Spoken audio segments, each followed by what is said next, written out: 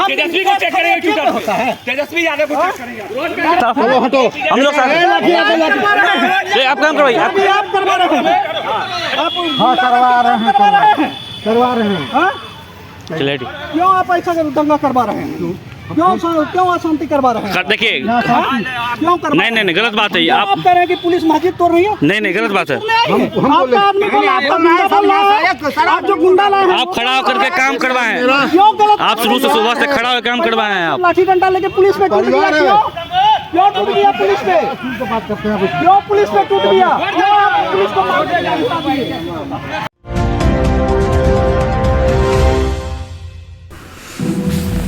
बिहार में ज्यादातर क्राइम के मामले जमीनी विवाद से जुड़े होते हैं। जमीनी विवाद को लेकर आए दिन हत्या, अपहरण, मारपीट के अलावा कहीं कहीं तो कत्लेआम की वारदात को भी अंजाम दे दिया जाता है, जिससे जाहिर होता है कि बिहार में जमीनी विवाद संगीन वारदातों की सबसे अहम वजह में से एक वजह है, जिसे शासन प्रशासन को हल्के में नहीं बल्कि काफ़ी संजीदगी से लेने की ज़रूरत है। ज़मीनी विवाद से जुड़ा एक और मामला बीते 2 दिसंबर को भी बिहार के मधेपुरा जिला अंतर्गत सिंहेश्वर थाना क्षेत्र में सामने आया है, जहां ज़मीनी विवाद के मामले में पहुंची पुलिस पर ही हमला बोल दिया गया और पुलिस की सरकारी पिस्टल को छीनने की कोशिश की गई, लेकिन कामयाबी नहीं मिली। अब इस मामले में पुलिस ने एक बड़ी कार्रवाई करते हुए पुलिस के साथ मारपीट, सरकारी पिस्टल की छीनने की कोशिश और सरकारी काम में बाधा उत्पन्न करने का मामला दर्ज किया है। पुलिस ने इस मामले में जिटकिया निवासी कौशर आलम पिता मरहूम ईशा अली, मोहम्मद मासूम पिता मरहूम मोतीउर रहमान, मोहम्मद आशिक पिता मोहम्मद मोतीउर रहमान, मोहम्मद सरताज पिता मरहूम मोतीउर रहमान, मोहम्मद तोहफा पिता मोहम्मद ज़ियाउद्दीन, मोहम्मद आमिर पिता मोहम्मद इरफान, मोहम्मद मोनू पिता मोहम्मद इरफान के अलावा 50 अज्ञात लोगों के खिलाफ प्राथमिकी दर्ज की है। मालूम हो कि यह पूरा मामला रास्ता से जुड़ा हुआ है। दरअसल सिंहेश्वर थाना क्षेत्र के झिटकिया स्थित मदरसा के पास एक रास्ता बनाया जा रहा है। रास्ता बनाने का काम 2 दिसंबर की सुबह से ही जारी था और शाम 4 बजे तक उस काम को लेकर किसी ने कोई आपत्ति दर्ज नहीं की, लेकिन अचानक शाम 4 बजे झिटकिया के कुछ लोग मदरसा के सामने वाली सड़क NH 106 पर काफी उग्र होकर पहुंचे और रास्ता निर्माण के कार को रोककर NH 106 को बांस बल्ला लगाकर पूरी तरह से जाम कर दिए और फिर स्थानीय पुलिस के खिलाफ नारेबाजी कर प्रदर्शन करने लगे।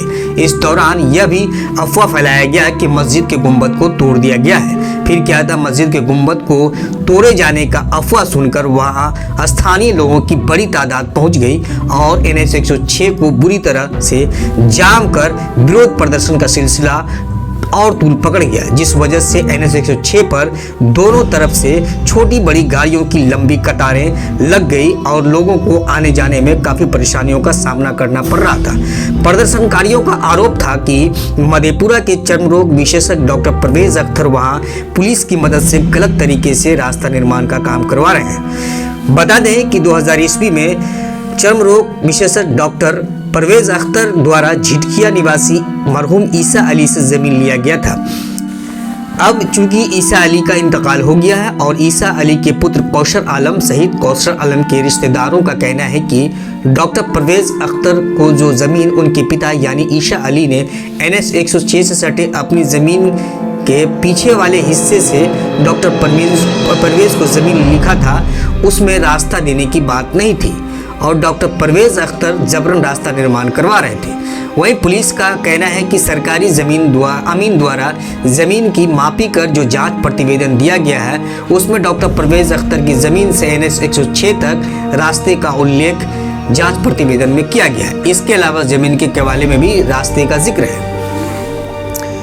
इस पूरे मामले पर द रिपब्लिकन टाइम ने डॉक्टर परवेज अख्तर से यह जानने का प्रयास किया कि किस आधार पर वे रास्ता निर्माण का काम करवा रहे थे, तो उन्होंने जब उस जमीन का केवाला और सरकारी अमीन द्वारा समर्पित जांच प्रतिवेदन को दिखाया तो पुलिस द्वारा कही गई बात सच साबित हुई और केवाले में डॉक्टर परवेज अख्तर की जमीन से NH 106 तक 10 फीट रास्ता का जिक्र साफ साफ लफ्जों में दर्ज पाया गया। वहीं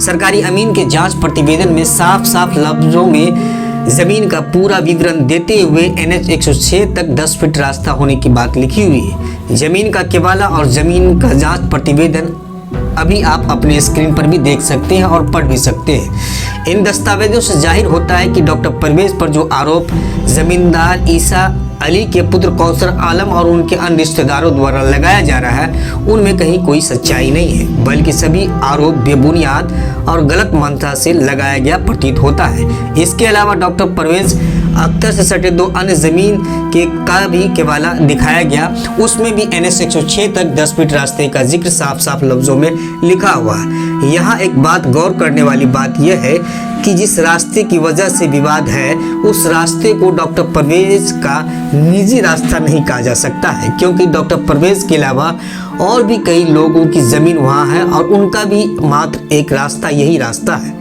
जिसका निर्माण करवाया जा रहा था। इसके अलावा वहाँ जो मदरसा है, उस मदरसे तक जाने आने के लिए भी एकमात्र वही रास्ता है। इसके अलावा मदरसा के पीछे एक मस्जिद है जहाँ स्थानीय लोग नमाज अदा करने जाते हैं और जनाजे की नमाज भी वहाँ होती है। उनके लिए भी एकमात्र रास्ता वही है जिसके निर्माण का विरोध मरहूम ईसा अली के पुत्र कौसर आलम और उनके रिश्तेदार कर रहे हैं। सवाल ये पैदा होता है कि जब वह रास्ता वहाँ के सभी लोगों का रास्ता है तो फिर विरोध क्यों? जमीन के केवाला के अनुसार जब मरहूम ईसा अली ने मदरसा मस्जिद को ध्यान में रखकर 10 फीट रास्ता अपने जीवन काल में ही लिख दिया, तो उनके इंतकाल के बाद उनके पुत्र कौसर आलम और उनके रिश्तेदार क्यों कर रहे हैं? क्या कोई जाति फायदे की आपूर्ति के लिए रास्ता निर्माण को विवादित बनाया जा रहा है या फिर अन्य कोई बात है? यह तो जांच का विषय है। डॉक्टर परवेज अख्तर ने इस पूरे मामले में जो कुछ कहा, सुनिए उन्हीं की जुबानी। साल 2002 ही में वहाँ के एक ईसा मुखिया जी थे, उन्होंने से हम लोग ज़मीन खरीदे थे और आज से करीब 20 साल से ज़्यादा हो गया है। और उसी टाइम में मेन रोड से हम लोग का ज़मीन जो है 917 तक उसने रास्ता केवाला में भी लिख दिया और वो रास्ता जो है वो मस्जिद मदरसा होते हुए और लोगों का भी जाने का रास्ता है जिसमें हम लोग भी लाभान्वित हो सकते हैं। और मेन है कि वो नमाजियों को और मदरसा जाने वाले बच्चों का भी रास्ता है, वही एकमात्र रास्ता है जो केवाला में भी लिखा हुआ है। और जब इन लोगों ने उसको रोकना शुरू किया तो उस पर अंचल के द्वारा अमीन मुकर्रर करके उसकी नापी भी की गई और उस नापी प्रतिवेदन में भी ये करीब 210 फीट लंबाई और 10 फीट चौड़ा रास्ता है और अमीन की नापी भी वही प्रूफ करता है। लोग भी उसी से आते जाते हैं वर्षों। एक केवाला और है जो कि 1981 का है और उसके चौहद्दी में भी ये रास्ता है, 913 का है, उसके चौहद्दी में भी ये रास्ता है। बहुत पूर्व से ये रास्ता रहा है, लोग लाभान्वित होते रहे हैं और प्रशासन को भी हमने बता दिया है और लोग लाभान्वित होने के लिए और कई लोग मिलकर रास्ते को चाहते भी हैं और पूरा भी हो जाए, बना भी है। तो यही मामला है वहाँ का और नेक मामला है। अगर ये मस्जिद मदरसा के लिए जाता है उसमें रास्ता किसी एक का नहीं होता है, वो पूरे समाज का होता है। तो उसमें और लोग चले जाएं तो उसमें दिक्कत क्या है? इससे कोई क्षति नहीं है। हाँ, कुछ सामाजिक तत्व हैं जो कि रीमर फैला रहे हैं और गलत बयानबाजी से वहाँ एक रीमर फरमा के उनकी मंशा दूसरी है।